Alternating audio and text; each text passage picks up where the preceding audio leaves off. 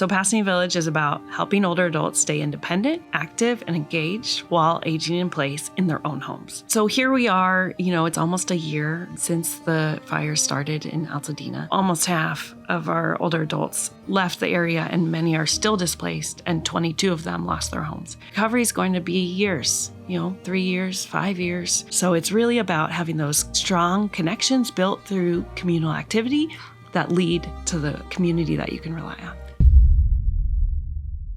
Today we have the Executive Director of Pasadena Village, Katie Brandon, with us to talk about Eaton Fire recovery efforts. Pasadena Village is a community of older adults from the greater Pasadena area who have joined together to help each other as we navigate the challenges and the opportunities of aging. At the village, we believe we can have a better experience of aging when we know we can rely on each other for support, for resources, and friendship. Katie, thank you for joining us today. How long have you been the Executive Director at Pasadena Village? I joined Pasadena Village as Executive Director in December 2020. So it was a very interesting time for the village where most of the programming was still on Zoom or very, very far distanced apart with the social distancing. So it has been nice to see things be back in person, although we still are committed to having virtual programming for those who have an easier time accessing that because of maybe mobility or transportation needs. Yes. It has been a journey. We've grown so much at the village and supported so many older adults and continue to do that by helping them connect with each other. Tell me more about the village, what you do at the village. I had two guests over here who didn't talk enough about the village, but I would like to give you the opportunity to talk more about that. I always like to say our villagers are the best ones to ask about the village because it's the villagers themselves who create the community and create the connections and create all of our programming and offerings. So it's really a fantastic way of having peer-to-peer to support in the community. So Pasadena Village is about helping older adults stay independent, active, and engaged while aging in place in their own homes. Everything we do is about helping them create this next step in their aging journey for themselves and for their neighbors. And it's really been beautiful to see how it's grown. What kind of programmings are we talking about? So every month we have over 80 events that are run by older adults. So people in their 50s, 60s, 70s, 80s, 90s, they decide what they want to do. So we have a new doggy group where they get together and walk their dogs and go on field trips. We have a music study group. We have many women support groups, book clubs, memoir writing, discussion groups, hiking, ping pong, walking. So whatever activity somebody wants to do, we help them create a space where they can invite peers to come and engage in it with them and get to know each other really well. And the idea is by coming each week to, say, Thursday ping pong, you really get to know friends that you can then rely on when you have surgery, when you are down, when your house is on fire, whatever issues that come up as we age, you have real, true relationships that care about you and that miss you, that will visit you. You can do the same for them. So it's really about having those strong connections built through communal activity that lead to the community that you can rely on. One of my favorite terms that I often use in my conversation is it takes a village. It takes a village. You're creating that village, actually. Yeah, because it takes a little bit of infrastructure. Maybe you want to go see a movie or you want to go to the latest opera.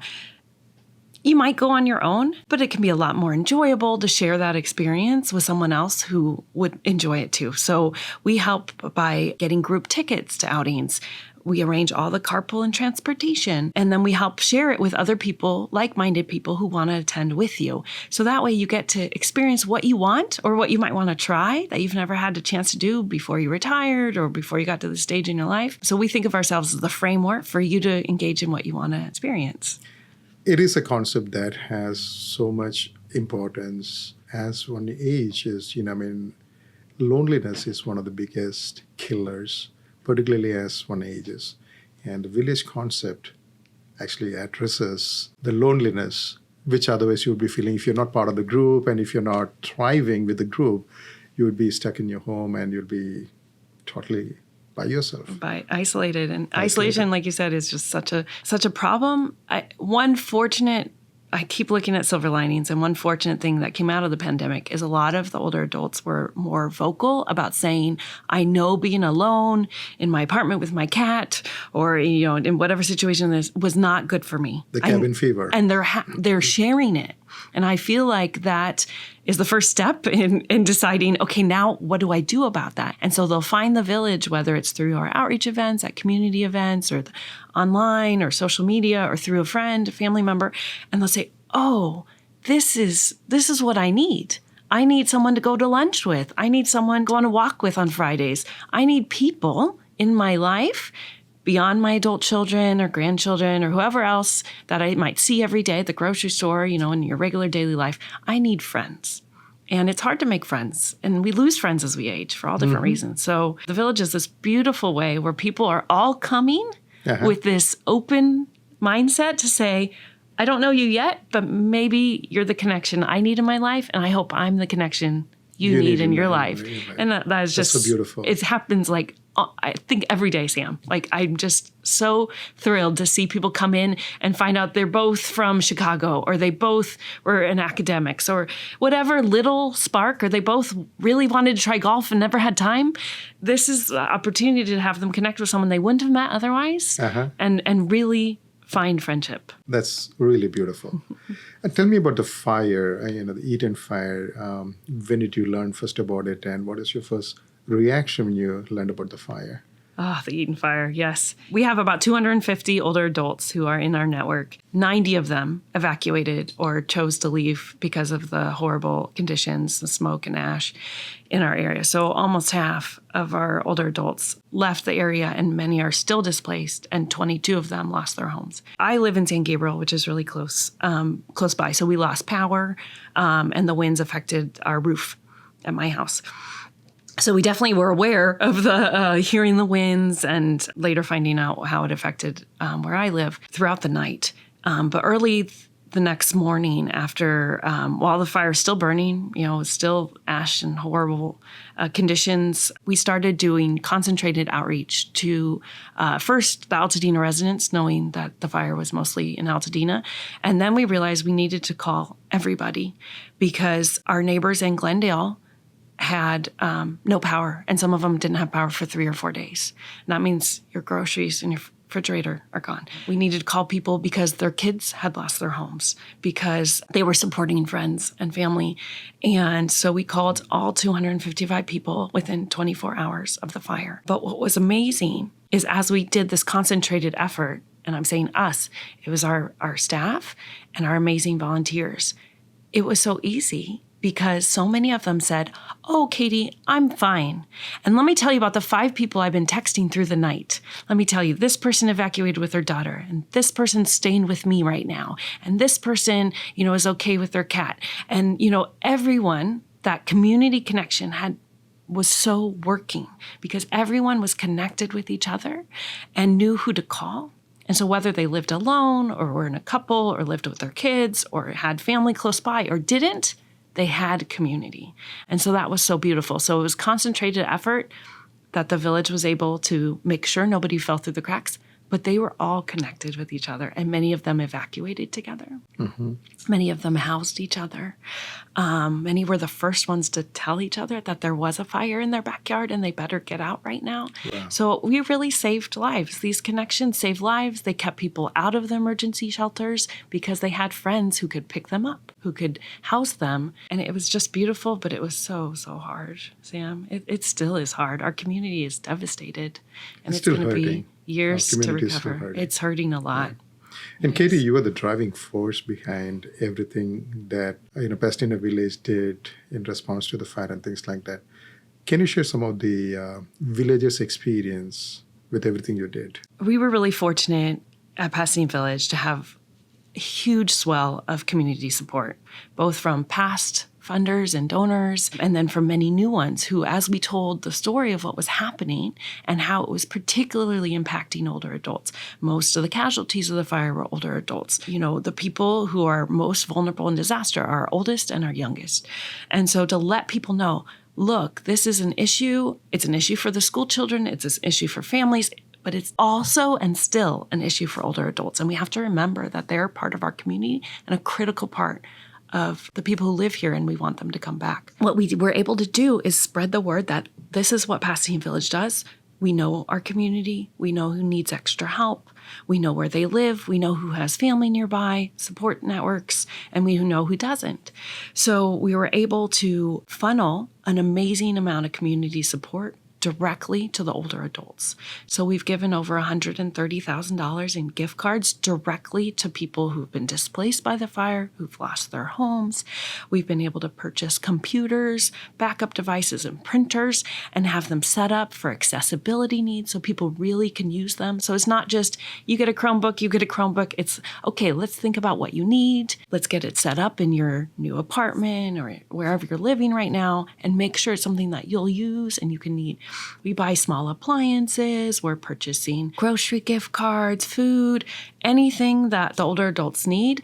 We can either get it or work with our community partners to drive it to them. So that was one of the really fortunate things we had at the village is we have vetted volunteer drivers that offer rides all the time to people, medical appointments, grocery shopping, errands and things, and obviously social events, which is so important. Because we had those drivers, we were able to activate them right away. So none of our older adults had to wait in these long lines to get supplies they need, to get food.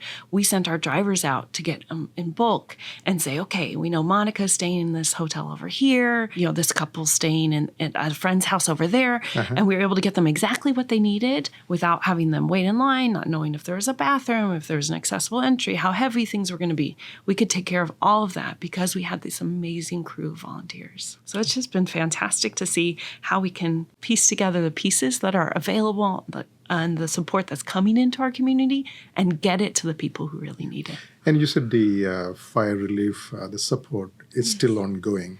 Yes. So today, what are the things that you continue to do? So here we are, it's almost a year since the fire started in Altadena. I like to think we're shifting from this period of relief to this period of recovery. And recovery is going to be years, 3 years, 5 years. And as we hear from other fire-impacted communities throughout the United States, it's not going to be the same. So we need to figure out how we can adjust to what it's going to be like 2 years from here, now, 5 years from now, and beyond. So as the village, we are really trying to see what is the best way to support community recovery. And a lot of that has to do with mental health, transportation, and technology. And those 3 pillars we think are critical in making sure that our whole community can recover and access the resources that they need. Tell me a little bit more about mental health, because that's a very important part of it. I mean, don't get me wrong, all 3 are very important. All 3 of them are, yes. But I want you to talk a little more about the mental health aspect of it. Everyone who is living in this area has been impacted by the fire. So whether you evacuated for one night or you're still displaced or you've lost your home or you have friends, family members, places you normally would celebrate the holidays are all gone. So we are all recovering together. And in order to address the negative impacts of mental health, of a disaster, and of aging, really, isolation, all of these things can negatively impact our mental health. We know that community is key. So having people to rely on, having relationships, having places to go, and having resilient tools in your toolbox that you can use to address your own mental health in whatever way that works for you. Because what works for you might be different than what works for me, whether that's culturally, whether that's because you're comfortable, maybe it's because of physical limitations, all kinds of things. So we give people a whole range of ways that they can connect with each other and learn from mental health professionals to deal with the strong emotions that are going to come up and down as we approach the holidays and the first commemoration of the fire. And as these major milestones happen, as your neighbors move home, as you move home, as you think about the things you've lost or the places you wish you could visit again. So we're trying to help people with an array of different services and resources to let them know that there's not one way to deal with this, but maybe a Friday morning walk is the way that you center yourself. Or maybe having a beautiful plant in your space to brighten the air and uplift your spirits. Or maybe it's a women's support group. Or a healing concert or engaging in music, art. I really cannot overemphasize the role of artists in Altadena and how they're going to be and are critical to our community recovery. So whether they're helping us process what we've been through or give us hope for the future, the artists that are creating work and poems and music, they are the ones that are going to help us really get through these hard times. And I'm so grateful that we have almost 30 villagers that are artists in the village, and we connect with many other Altadena and Pasadena artists that can help us with this recovery.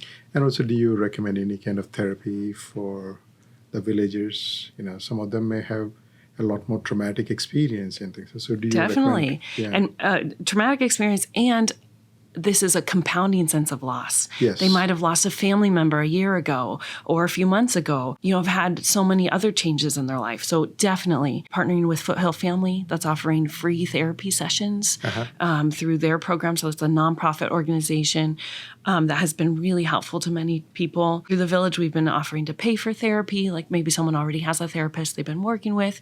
We'll pay for sessions with them so that they can continue going to therapy. We also have great relationships with this group called NAMI.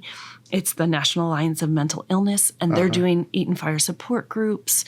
So whether it's a one-on-one therapy, support groups, maybe just a single session on resilience, on tools for recovery, all of these ways we can help people connect with the mental health professionals in our community. I'm not a mental health professional. And so I so appreciate the knowledge and respect and the care that they can bring to our older adults as they need it. We were partnering with many different organizations to make sure people have the resources they need. I was talking to one of the other guests that you were really kind enough to bring along. When I asked her about what it really mean for you to get that support from the village, she thought for a minute and then she said, to know that you're remembered, to know that you're loved. She had no access to communication for the first 5 days because, you don't walk around with your in a charger and, that's not the space your mind is in. You're not even thinking about that. In the meantime, you were constantly trying to reach out. Hey, are you okay? Are you okay? And finally, she was able to reply. And so she said, the first part of it was, somebody is looking out for me. Yes. The village, for that village to have that kind of impact on the people, I can tell that's huge. That's so important. So that's very big. I'm really, really, happy to hear everything what the villagers had to say, and happy to hear what you had to say. How can anyone support Pasadena Village? Sam, thank you. That's such a wonderful question. And able to create this beautiful community of support, our nonprofit organization relies on foundations, on individual donors, on business partners like New Wave Home Care, people who can support our mission to help people remain independent on their own homes. So we have many different ways people can donate to Pasadena Village. They can allocate their funds to our mission or directly to the relief. So the funding goes directly to the older adults, like the people you've met, to help them in their recovery and in their next steps as they move, as their situation changes, as they might need some new supplies for the new place they're living in. So we're really able to channel people's beautiful philanthropic gifts to people who need it right as they need it. We're very responsive. What message do you want to give for anybody who's listening in? I encourage people to learn more about Pasadena Village at our website or on social media. And if you're not in the area, there are villages throughout the United States. There's over 300 villages. They all have a little different model, but that community of care is key to what they do. So look for a village near you. If there isn't one, there's ways to start one, because we all need community. We all need people to rely on. And the village model is a beautiful way to connect with your older adults, whether you're an older adult or maybe someone who wants to volunteer or donate and support what we do. Thank you, Katie. Thank you, Sam. You are doing such a marvelous job at the Pasadena Village, supporting the community. Thank you for coming and being on part of our show. This is so important to get your message out. So thank you for coming in and being with us today. Thank you, Sam.